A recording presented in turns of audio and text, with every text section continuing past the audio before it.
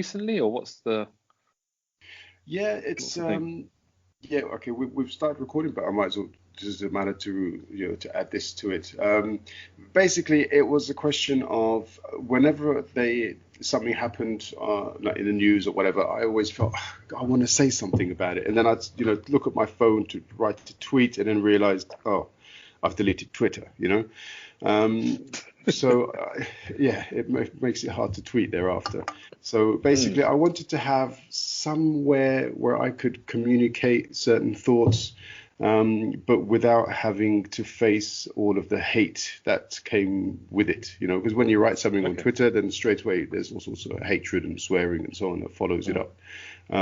But also, I like to do things in a social manner. So I thought, to have conversations with people who I've met on the path of my life would also be a nice record, somewhere to right. go back to thereafter. So that's basically That's it. cool. I mean, you're ruling out hatred and swearing from me, which I appreciate, but maybe that's Feel free, I feel free. I can't promise, let's see how it goes.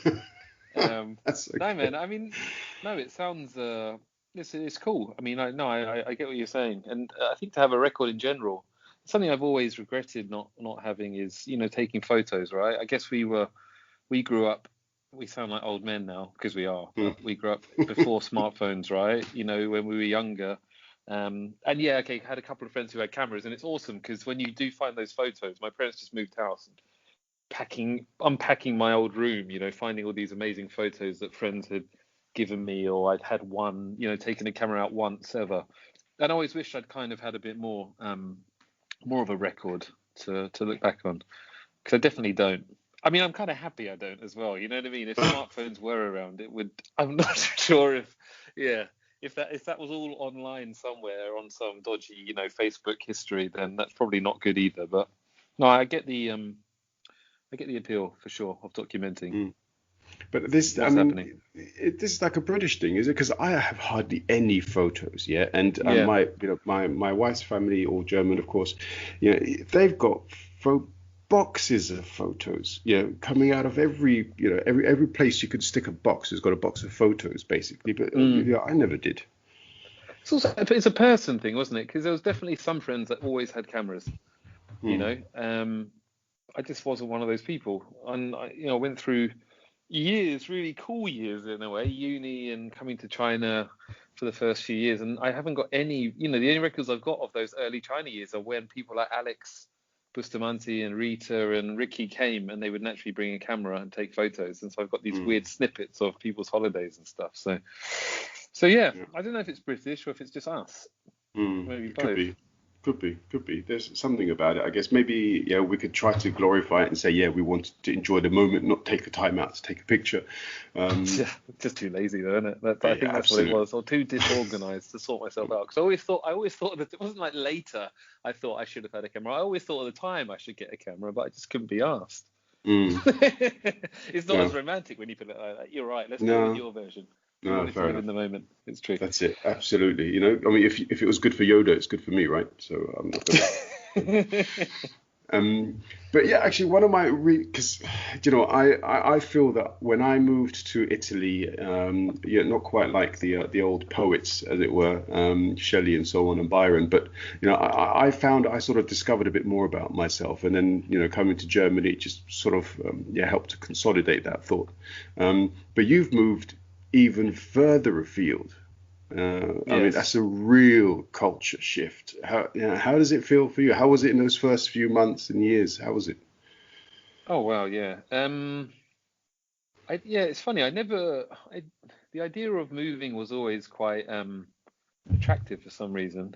At least traveling, it wasn't necessarily. I definitely didn't come to China for 15 years. There was no way on the agenda, Hmm. But I definitely fancied the idea even before China came into the picture of going somewhere, taking a year and travel, or a couple of years and traveling and working abroad and stuff like that. So it was always on the agenda. Um, and then when the chance came, yeah, I mean, God, for sure, when I first came, the culture shock is dramatic, right? Because I mean, it goes without saying, but it when it's the thing that you recognize the most is that it's so different. You know, the writing is different. You know, so even street signs to a degree you couldn't recognize. So you really, you know, were lost if you. Yeah, I remember one time, for example, leaving a club and my phone was dead, and I'd only been there a week, and I wasn't with my mate Ross, who spoke a bit of Chinese, and I realized I couldn't remember where we lived. I couldn't remember how to say it right in Chinese, and I was like, oh my God, what am I going to do? I was genuinely lost, right? And I thought, hang on, I haven't even got Ross's number, you know, like I'm going to have to either find a charger somewhere for some weird Motorola. And yeah, it was, I mean, you know, so that just kind of underlined. I ended up getting home. I ended up kind of finally working out where we lived when a guy showed me a map, a taxi driver. But the point being that, yeah, it's just kind of completely and utterly different. You know, I mean, on a basic sense, everyone looks quite different. You know, the language is different. Um, it really is culturally, of course, very, very different as well. So yeah, I mean, but that was kind of the excitement of being in a place like China.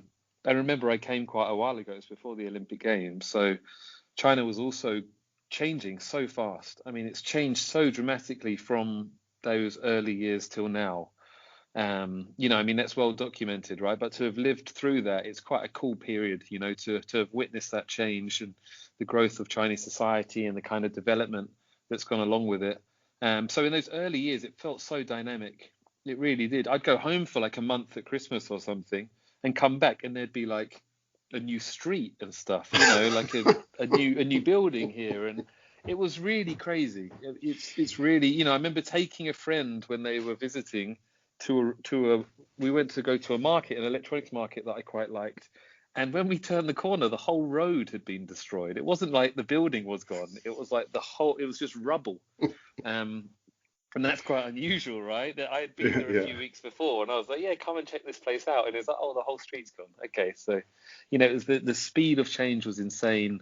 That's definitely slowed down then, but yeah, I mean, those early years were marked by that really, the excitement, the freshness of being somewhere so different. Um, Amazing, you know, food and trying to kind of build a mini existence here. So yeah. Mm. Did you did you actually, okay, so your friend Ross, I presume was British, but I mean, did you actively sort of seek out other expats while you're over there, or did you find it easy to actually start integrating straight away? Um, Yeah, it's one of those things, isn't it? It's an unfortunate thing in a way, but it's natural that there's a kind of honing instinct that people maybe not everyone, but generally people seem to have that you seek out when you're abroad, especially maybe further afield, like somewhere like China, um, British things and people, which is a weird thing, right? But you somehow do. And so, you know, you're naturally kind of gravitating towards the so-called expat bars and places like that. I mean, of course, you're mixing and you're living in, you know, Chinese culture, but definitely at the beginning, you know, you meet a lot of foreign people. It's weird. It's quite a small community back then. It felt like. I mean, there were probably thousands and thousands of foreigners, but you know, of our age who were there, who liked, you know, to go out and stuff. You felt like you kind of knew everyone. You didn't clearly, but it felt a bit like that because the scene was much smaller. So, no, to answer your question, it was quite a few years, I'd say, until I got a bit more integrated into the local ways. I'm still not. I mean, you know, China's quite impregnable in a sense, right? There's such a defined local characteristics and culture that you'll always be the foreigner. That's one of the kind of oddities of living here that it doesn't matter how perfect your Chinese is, doesn't matter, you know, how kind of Chinese your life is and how Chinese all your friends are or whatever, you would be forever the foreigner. So that's always going to be a thing. But no, I'm much more, I would say, yeah, much less of kind of cliched expat than I was for sure. Okay. That's definitely a good thing. Yeah. All right. But it's interesting what you say about this impregnability. Would you say that this is perhaps a defense mechanism on the part of Chinese culture because this is their way of maintaining? I don't want to go down the line of genetic purity because obviously that has negative connotations. But I mean, with regards to the maintenance of their culture without diluting it and so on, do you think there's that kind of element to it? I mean, there are 1.3 billion Chinese. Yeah, 1.4 billion, I think. Mm. But yeah, yes, I think that's exactly it. I mean, Chinese people are quite proud. I mean, it's hard to generalize in China because it's such a large country, and culturally, it's as diverse as a continent in essence, right? I mean, like Europe, China's it's got completely different people and minority groups and stuff like that. But the Han Chinese is by far and away the majority of the people. And yeah, there is definitely a kind of proudness in China of being Chinese. And it's horrible. You're right. It feels a bit dangerous to start talking about it, but this kind of purity or whatever, for want of a better word, right? I don't know, being Chinese seems to stand for. I mean, it's interesting now because the Chinese sports teams, for example, are getting a bit more diversified. They've got naturalized Brazilians, right, who were never quite good enough to get in the Brazil team. Yeah, right. These players, and even there's a British guy in there, I think like a former Sheffield United player or something, who's got like a Chinese grandmother, and so you're getting, black, South American, white, Chinese sports stars, and that's kind of causing the same reactions in some pockets of the internet that I guess the first black English players caused back in the 60s or whatever in English football corners. So there's definitely a little bit of a negative reaction to that, and I guess that's based on the fact that China is in essence a bit more I don't know if the word pure is correct, because you're right, it kind of, there's a connotation of positivity or negativity of something being impure, but more like less mixed, frankly, right? China's just less mixed in general. So yeah, I think that's definitely at the base of all of those things for sure. Okay. I mean, it's very interesting what you say there with regards to the comparing, as it were, these other elements or these non-originally Chinese elements within the team to, I suppose, what Regis probably suffered back in the 60s or 70s when he played for, I think, Coventry City and also England. I believe. So, obviously he must have encountered quite a bit of racism, as unfortunately a lot of the the black stars in the Premier League do right now, which is absolutely embarrassing. But I mean, in China, obviously there is quite a lot of controversy with regards to the ethnic policies concerning the Uyghurs in China. But I mean, what you mentioned with regards to sort of social media references to these members of their national team, this would be the actual people. We're not talking about the government. And so are there also, is racism rife in China at the social level, not the government level, social level? I don't think you don't, I've never seen or been victim of kind of outright hatred or race. Definitely a bit of ignorance here and there that will result in, because I'm a white guy or whatever, and for sure as a white, it's hard really to complain of race or racial hate. I think in a weird way, so-called expat or European expats have got certain benefits here that foreigners in other countries definitely don't have. In some senses, you're given opportunities that you wouldn't necessarily have in other countries, which is a weird flip of the situation. I mean, the internet is always the worst, kind of place to witness that kind of stuff. But of course, if you look online, you'll see it.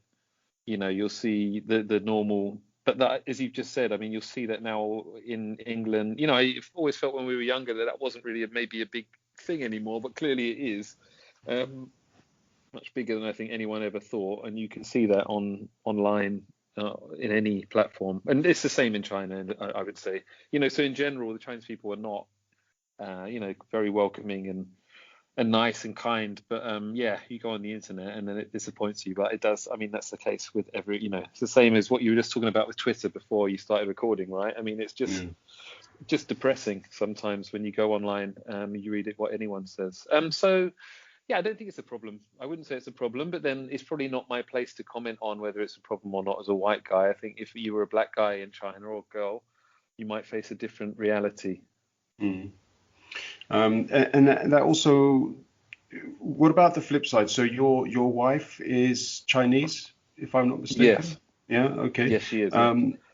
Because of her association with you, has that had some kind of effect on her in any way, either professionally or friendships or so on, or perhaps none, and not that you noticed at all? Definitely not in those areas. No, I mean, going back to my wife's hometown, she's from Xi'an, right, which is quite a big city, famous for terracotta warriors. It's a beautiful city, Xi'an. But she, is from the suburbs of Xi'an. So when I went back for the very first time, when we were engaged for Chinese New Year, to see her, I mean, I'd met her family previously, but to kind of be there for the Chinese New Year and with the whole extended family, let's say, people are not so used to seeing a foreigner wandering around those communities, right? So you might get the odd stare or the odd, look. But other than that, I don't, song's not had definitely any kind of faced any negative consequences that she's told me about, at least. Mm. Other than, the slight embarrassment of just being a bit of a freak show.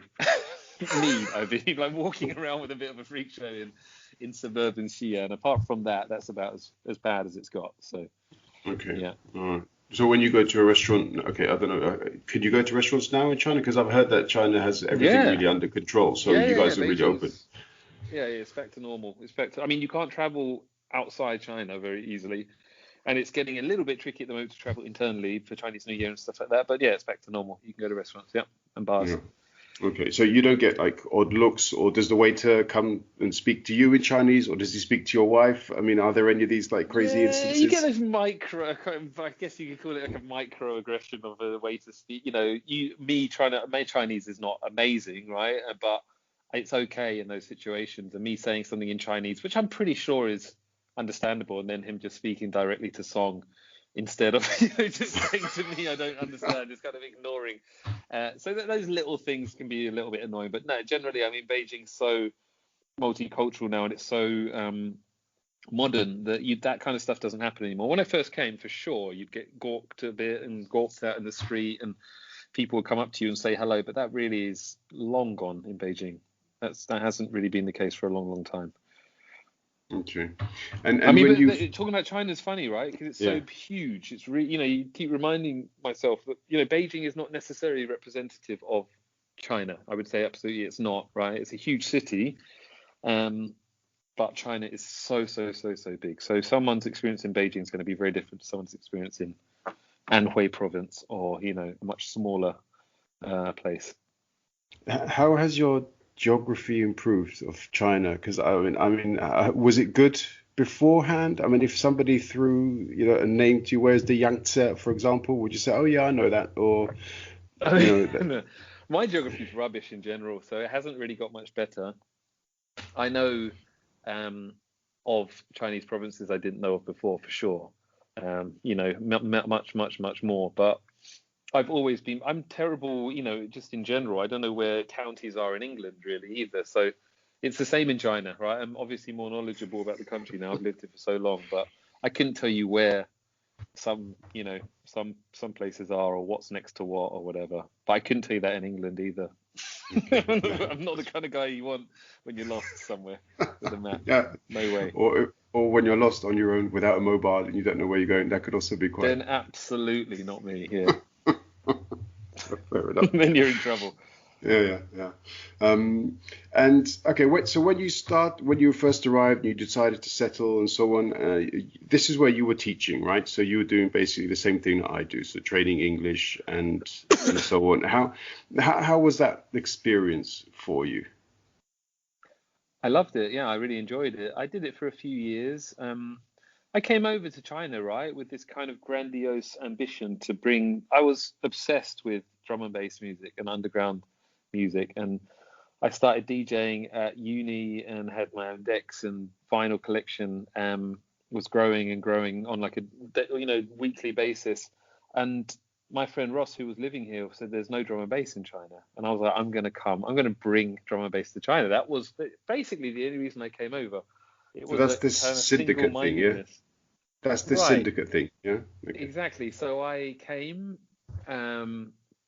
I realized that that's not going to pay the bills immediately. So yeah, I got a job teaching at the start, but I also then joined the Syndicate, which was already established. So Ross was lying. There was drum and bass in China already. He just didn't know of Okay. it. All Um, right. but I've had also a lot of failed, like hilariously ridiculous experiences in Chinese clubs, getting thrown off the decks because they booked me because they thought I was just a kind of generic foreign DJ and I'd come and play drum and bass music, and they were like, "Get out of my club." So I had about a year of doing that, and then I joined the Syndicate. And yeah, during that time, I got a job as a teacher, and it was awesome. I really enjoyed it. I really, I miss elements of that for sure. It was a cool time. But then the Syndicate stuff got more and more intense, and I ended up taking over stuff with the Syndicate, and we really grew it into a bit of a monster. But yeah, going back to the teaching thing.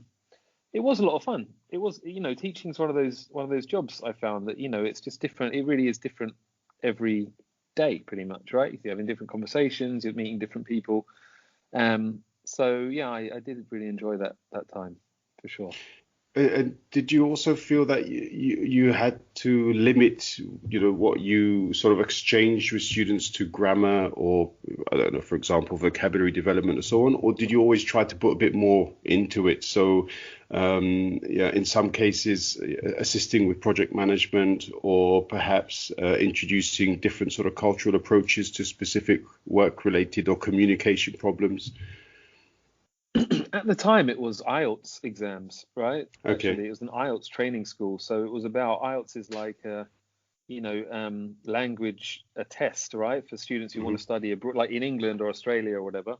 Um, and they've got to achieve a certain level. It's graded. I can't remember the system exactly. I think it's 1 to 9, and whatever the closer to 9 you are, you're more of a native speaker. And so we were teaching people to pass that test. That was what I was doing for those early years.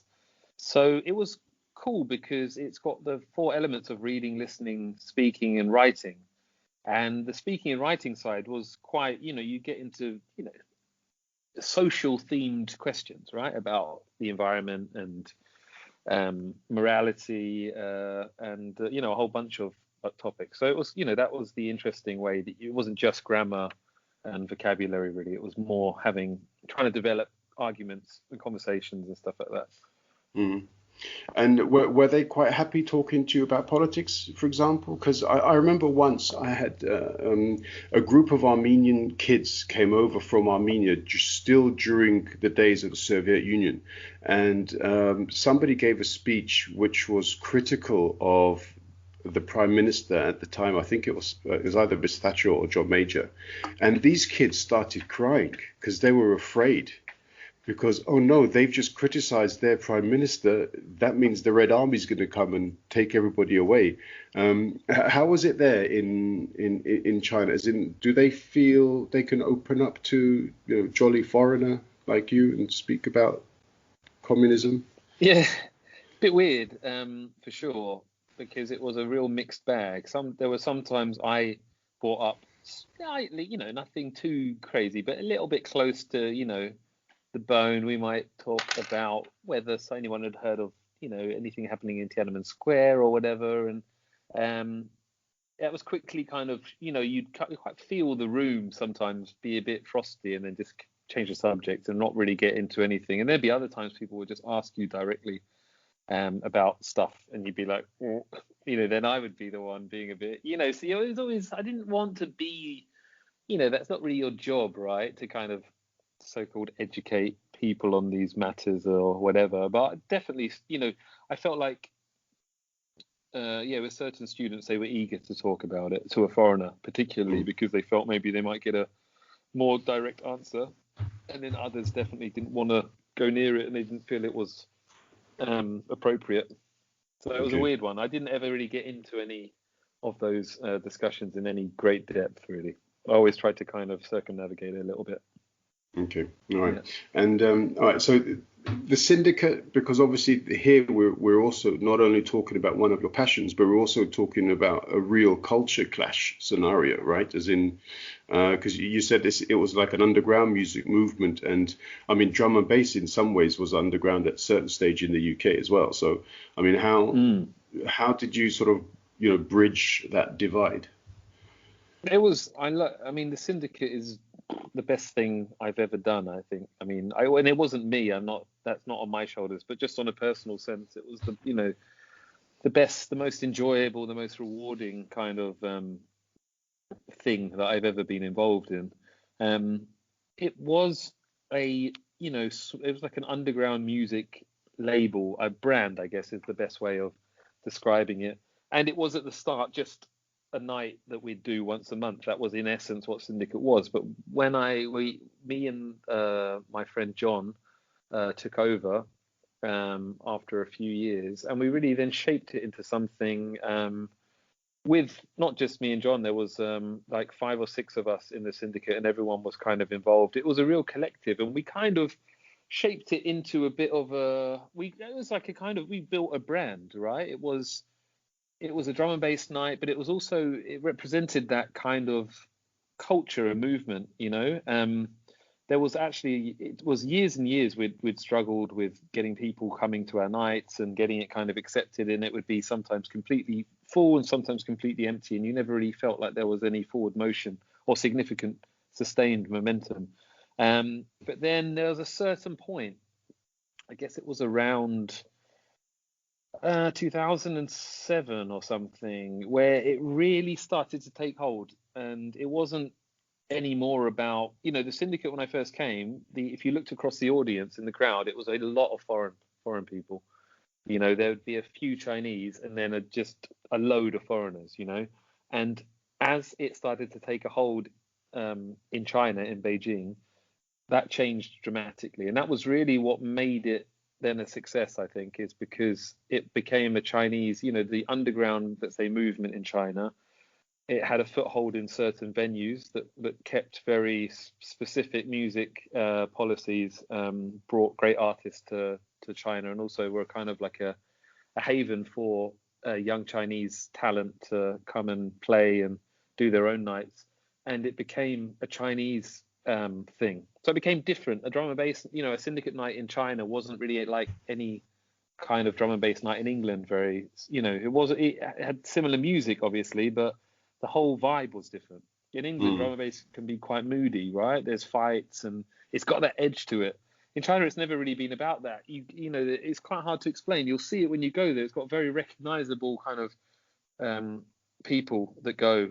They dress a certain way, and yeah, it really, like I say, it felt like we'd kind of tapped into something at the time that had really seemed to take off. So those years of kind of building that brand, building that night were incredible, really. And it became much bigger than just a monthly night. We started working with an organizer of festivals here, the guys behind one of the clubs called Lantern.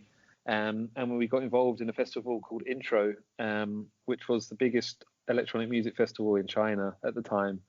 And we did probably the biggest. The main stage was physically the biggest, but our base stage, it was called, was an incredible thing. We had sponsorship from Sennheiser, so incredible sound system there, just absolutely rammed with people. And I think a lot of people came to those festivals really to come to our stage, which was amazing. So we started giving sponsorship for the things we were doing. We were doing interesting gigs where we were bringing people over for free and doing kind of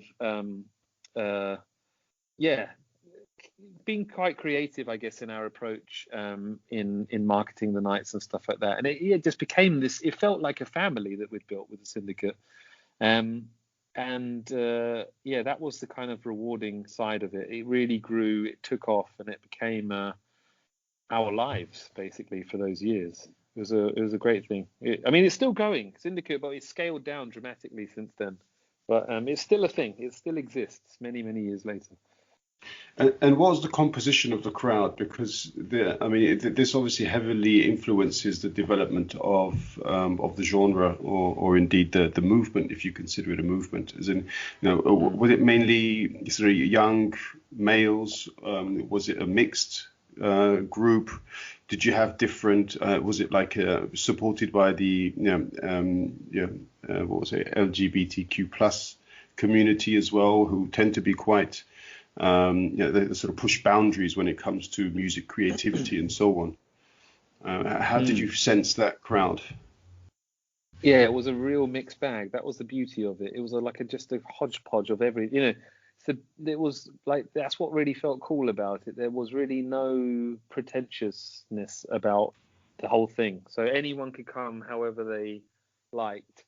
And compared to the UK, for example, we had a real, pretty much a 50-50 girl-guy split, which is incredible because in England it's, a massive sausage party, right, as we say, normally. But no, in China, in Beijing, it really was not the case. Spring roll predominantly party. Chinese. Yes, you could call it.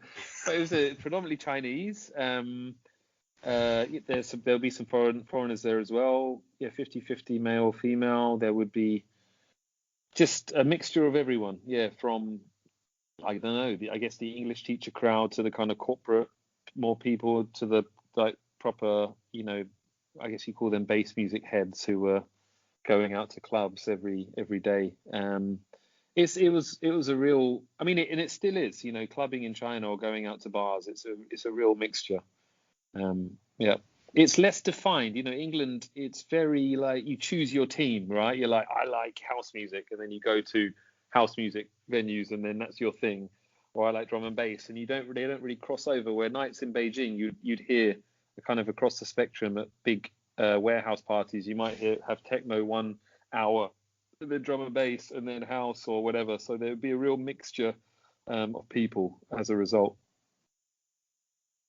Okay. Yeah, as you say, it's interesting. I mean, Berlin is very, very electro. And if you want to go and listen to anything that isn't in any way sort of electro or jungle or drum and bass, it's very hard. You might find 1 or 2 salsa clubs, but otherwise, that's Berlin.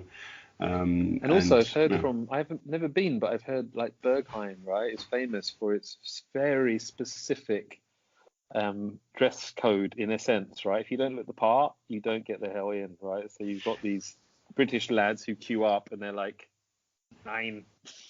Yeah, they just for have hours. to get turned For away. hours Yeah, you can right. queue up. I've never been, but I used to teach a guy who used to frequent Berghain, and he said there is no dress sense as it were, but the bouncers know what's going on inside the club, and if they see people in the queue who they think they're not going to find what's happening inside the club appropriate, these people could create problems. We're just not going to let them in. So there are these dark rooms where it's like a sexual free-for-all. And if the bouncer thinks that somebody's going to come across one of those rooms and just be absolutely shocked and not know what the hell is going on, then it's better that person doesn't come in. So the bouncers actually carry a lot of weight with regards to admission. It's not just a dress policy at all, I think. It really is down to who they think will cope best with what's happening. Do you reckon we'd get in?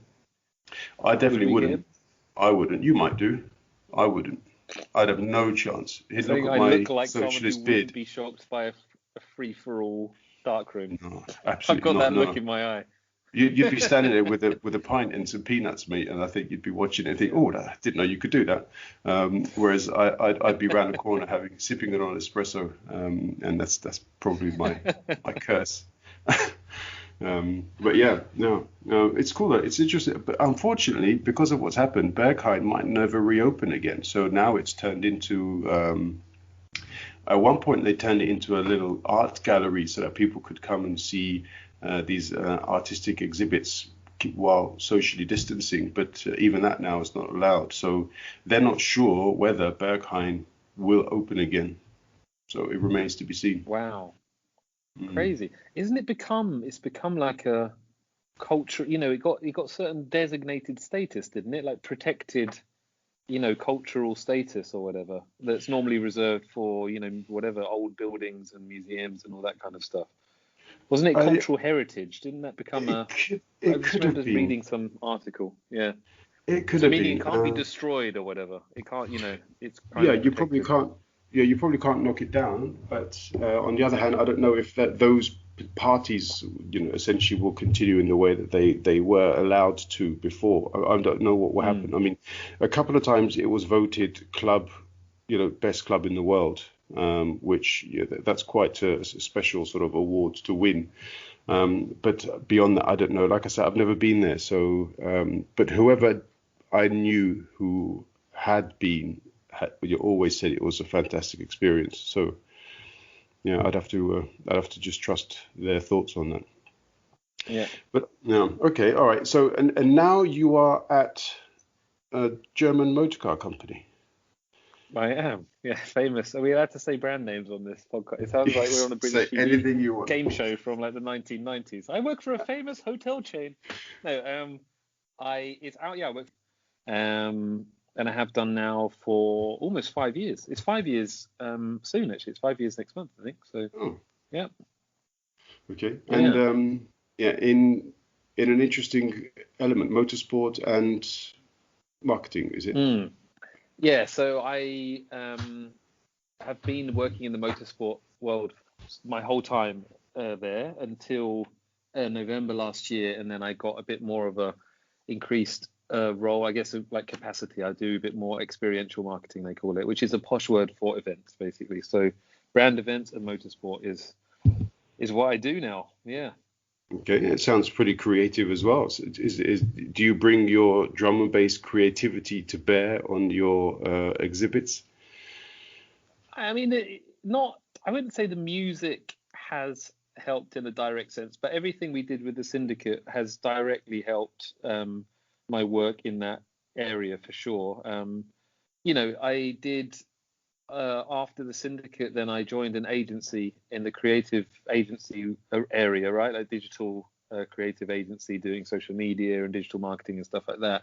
And that's how I got connected. We were weirdly a motorsport team that kind of came out of nowhere, but we worked with and on various car and motorsport projects. And definitely this brand building thing that I spoke about with the Syndicate was 100%, kind of carried through then on those, building campaigns and kind of creative approach to uh, the work we did with clients. It went, everything I kind of had learned during that time was hugely useful in that area. And then that continued in. So I wouldn't say I'm necessarily, it's weird when you're on the client side, when I'm, on hire agencies to be creative for you. But definitely having that base is necessary for guiding their creativity, I would say, to kind of match what you want to do as a brand. Mhm. And how open are sort of other Chinese industrial partners in sort of teaming up with a big name like and doing like do you do joint ventures with them? For example. We've got a joint. I mean, in China, they've changed the laws slightly for NEV, right? New energy vehicle companies who operate in China without a joint venture. But until recently, you had to have a joint venture with a Chinese state-owned enterprise to build cars in China as a joint venture partner and has done with the Chinese state-owned enterprise. So to answer your question, they're very what's the word, encouraging to have two partnerships with the state-owned businesses because honestly it's a cash cow for everyone. I mean, for sure, the state-owned company, our joint venture partner has done a great job, in building in China into like this formidable thing where it's by far and away the biggest market in the world. So cash cow is the wrong word because cash cow implies it's just earning money by itself and you don't have to do anything. It's actually a really sophisticated and developed car market. But what I mean is that, China, having developed and got this massive burgeoning middle class now, it's just an incredible, it's a dream really for car companies to have such a, yeah, what's the word? Market. Yeah, well, so, yeah, such a focused market. Chinese people like to buy new cars. That's another big cultural difference between English people and Chinese. I don't know anyone in England that buys new cars. I don't know how they ever sell new cars, to be honest, because everyone I know buys secondhand, even if it's only a year old or whatever, like a former lease. Mm. The only people I ever saw driving new cars were company car people that had a company car. Yeah. Whereas in China, the idea of buying secondhand, I mean, there is a small secondhand market, but generally people buy new cars as a rule. So yeah, for car manufacturers, it's a dream really to have such a market where it's huge. People buy cars, they buy like new cars, and yeah, it's an incredible place. Like I say, it's dynamic, fast moving, and yeah, and by far and away the biggest market in the world for the car manufacturer. Mm. I don't buy into binary situations like good or bad, black or white. Those kinds of things don't really go for me. As the way that I see life is that there's a lot between left and right. There's a lot between black and white, and so there you can't ever really turn around and say I'm right and you're wrong, because I don't think that ever works that way. So, and the reason why I have this introduction is because a lot of the times we look at things and say, okay, Western policy good, Far Eastern policy bad. Clearly, that's not the case. Clearly, there is a lot to analyze and focus on whenever we come up with political discourse of that form. But obviously, the previous US president was quite vocal in some of the things that he said. I probably disagreed with 99% of them. But anyway, I mean, he was quite vocal. And there was this US-China trade war. How much did that actually have an effect on what you were doing or your market, or was that just rubbish that existed on the sidelines? It didn't affect the business or the auto market here in a direct sense. It definitely, it raised tension for sure in China. People were very aware of the escalation in tension with America and Trump being very vocal, as you said, and anti-China. And that was a feeling that people had, excuse me, which, was visceral. You could feel it, But no, it didn't. I mean, it didn't affect in a direct sense the car business here. I guess it would have had more of a direct. I mean, it affected the economy because obviously then Chinese imports into America were getting taxed harder or harder to, so they were putting an America First policy in place. So for sure, it kind of had an impact in China, but not really on what we do on the day-to-day basis. Right.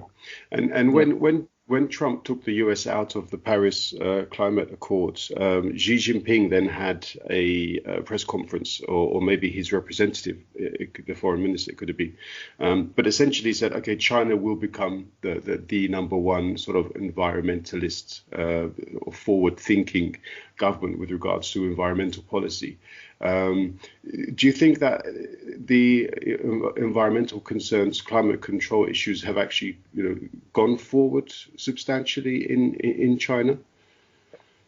Definitely, yeah. I think China will be the only one really that you could say with any kind of authority that will fulfill the promises made at that Paris conference. To reduce the carbon footprint by, I can't remember the exact percentage, but by a certain amount by 2025, and then again by 2035. For sure, China will do it because there's such a orderly society in a sense. It's top down, and the government really can make those kind of things happen. Really, they're very regulation driven, right? So, and I think there's a feeling in China as well, which is commendable, that people want to support those things, right? The government's wishes to do this, and so they will follow. Rather than in England, there's a very much more of a pushback against those kind of things when people feel, I don't know, that it's infringing on what they want to do to some degree. I mean, you can look in Beijing for one. I mean, you can actually see it and feel it. When I first came for years, Beijing was incredibly polluted, incredibly. I mean, horribly so, actually. It was actually one of the reasons people left. My friends left. So I was definitely affected whether I wanted to stay long term as well. I mean, pollution you could see in the sky with smog, basically, of a thick kind of fog, orangey color, horrible. And so these AQI apps started coming out where you get a reading every day, and people wearing masks even. It got so bad, and that is over. It's over. It's crazy. Last year in Beijing and the year before, but especially last year, it's incredible. It's a blue sky pretty much every day. You might have had 4, 5, 6 days over the year where it might have been a bit polluted. We just had in Chinese New Year a bit of pollution actually, but it was, funny that it was so shocking. It was like, oh my God, wow, this is like going back 7 years in Beijing, because it really has cleaned up. So yeah, I mean, on that level, there is obviously a real drive to deindustrialize, or at least switch the industrial industries into a greener approach somehow. And in the car industry, that's a big thing as well. I mean, he's following a hugely electrified approach with, the whole portfolio will be electrified. And so I think every car company is making these commitments now. And so, yeah, I think China will do it. I think China really will hit the targets. And I don't think other countries necessarily will, because they're ambitious. But I think I have a feeling China will do it. Mm. Is this one of those scenarios where you actually can probably look at it and say, do you know what, democracy isn't as advantageous a system as people believe? Because as you said, it's top down, that when they decide to do something, they push it through. They don't have to limit themselves to a 4-year plan. They know they're going to be re-elected, or they know they're going to stay in power long enough to push through their policies. Do you think that there is a definite advantage to long-termism in China? Definitely. I mean, to some degree, I mean, there's elements which are good and elements which are bad, for sure. And the good side is simply that, that things can be done. I mean, the COVID thing is maybe an example of both of those sides in one, and it's to do with that top-down nature and the kind of things that the mechanisms which are in place, which don't allow for full transparency and stuff like that. The measures that came in were clear.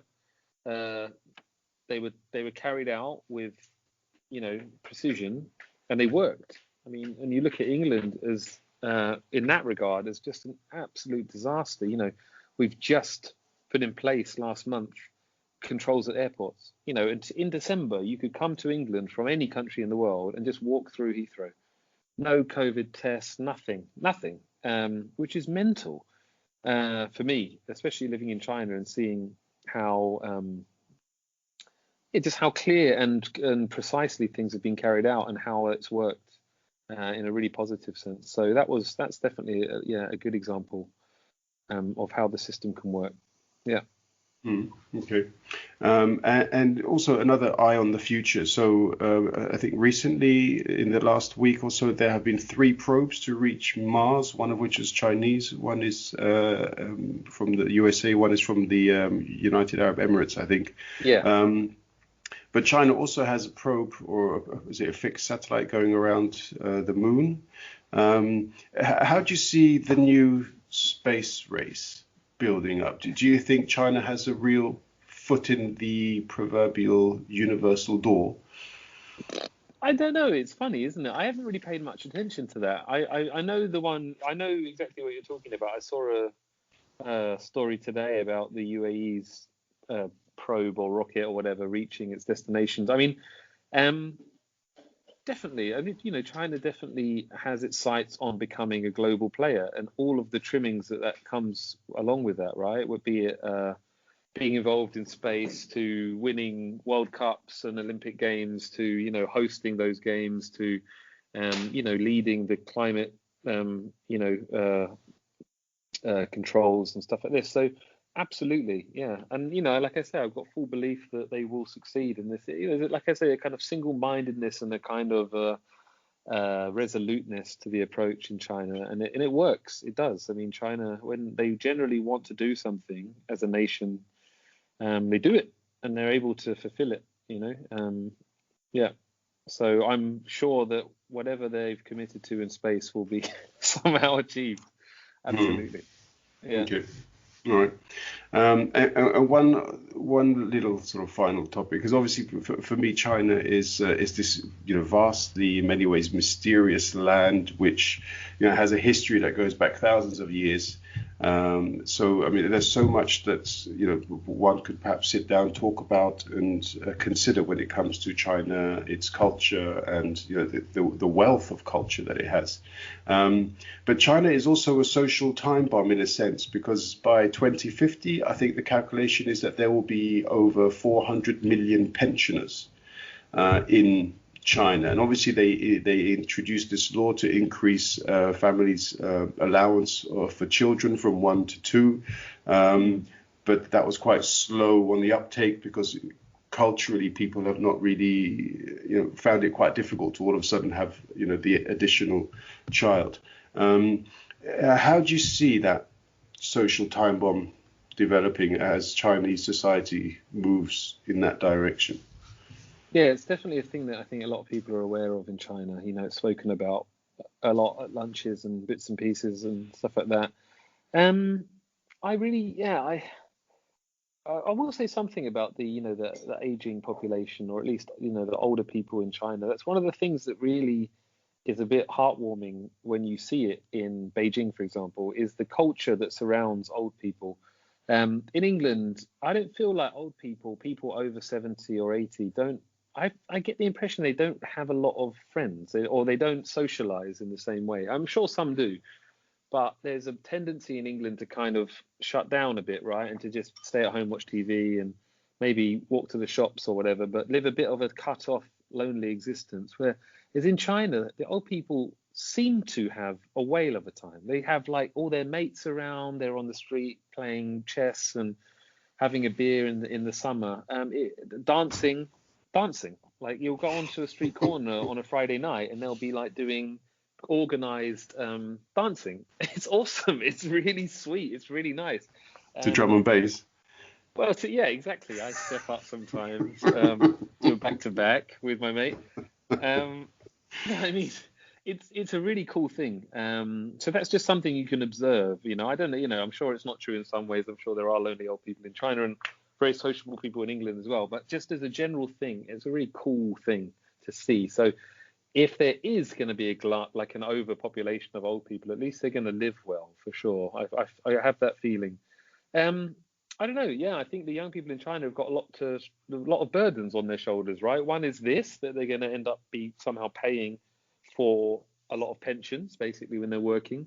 They don't have lots of brothers and sisters in general because it's one child policy. It's now changed to a two-child policy, but from all accounts, it's not necessarily changing everyone's lives. Some people are still just having one child because there's this idea that you have to put them through uni and give them the best possible chance, and if you have two, maybe it's much tougher to do that money wise and stuff like that. So those single children have a lot of burden to carry, right? There's a real strong culture to look after your parents when they're old, and obviously one person looking after two parents is much harder a burden than if you had a brother or sister or two. So there's a lot of things on their shoulders. But look, I mean, I'm no expert, right? I don't want to speak like I am, but if I've noticed one thing in China, it's resilience of the people. They're incredibly hardworking, incredibly resilient, more so from my feeling than British people in a sense. In Britain, we've had it good for a while, so there's a tendency to moan. We're a country of moaners, right? We're all aware of it. I moan. We all like a good moan. Whereas in China, I would say culturally, there's more of a thing of just get on with it. They have a much tougher existence in some senses, and I don't see, at least myself, a lot of moaning. I see them just get on with stuff that we wouldn't necessarily get on with in England, be that working 6 days a week, sending all your money back to your family without a holiday or whatever, So whatever burden will come, I'm sure they'll manage. They always have. So I'm not sure how they will or what that will mean for society, but they'll find a way for sure. So adversity breeds resilience, essentially. Absolutely.